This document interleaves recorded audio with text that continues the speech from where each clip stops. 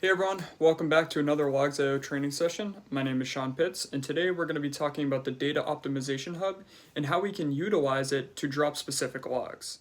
Now, if we jump into the platform, what we're going to be able to see is the Data Hub in the bottom left-hand navigation menu. When we click on the Data Optimization tab, we're going to be brought to our recommendations. And now we can see here that we have a breakdown of all the logs that we're sending into our account. In this case, they're coming in with type payment, and then they're falling under the structure of Kubernetes.container name is payment, namespace is sock shop, etc. Right? And this can change based on the fields that we're detecting. So we can see that the usage in this case, let's say the first example is 76.46 megabytes, which is actually down 0.1%, but it's taking up 57,000 logs. Now these might be useful to me or they may not be, but at least we have this option to explore in OpenSearch Dashboards, and we can check the logs and see, are they relevant?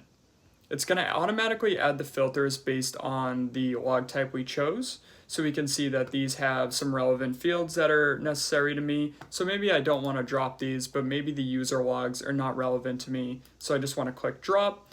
A new modal will open up and it's going to configure our drop filter for us. All we have to do is click got it, filter my incoming logs, and apply the filter. Now, if we go into the data hub and we go into drop filters logs, what we're going to be brought up with is all of our drop filters configured on our Logs.io account. Now you can see below the one we just added, one log type is user and the signature is a unique identifier. We're going to drop these specific format of logs. If I want to deactivate it directly from here, I can click deactivate or just delete the filter itself. But I also have the option to create a drop filter directly from this UI. So if I click add drop filter in the top right hand corner, you can see that we have the ability to configure on the log type. Maybe I want to drop hotel collector logs. And then based on a field, maybe the account ID is 1234, for example. And then I can add multiple fields, click got it, filter my incoming logs, and apply the filter. So we can see here that this is appended in the list below. So now I can do the same thing like I did with the data hub, where I can either deactivate the drop filter or delete it as a whole. Now, I would like to note that there are a few limitations when it comes to adding drop filters in the UI. Things we do not support. We do not support regex drops. So if you want to just match on a specific character or a specific format using a regex, it's not possible through the UI.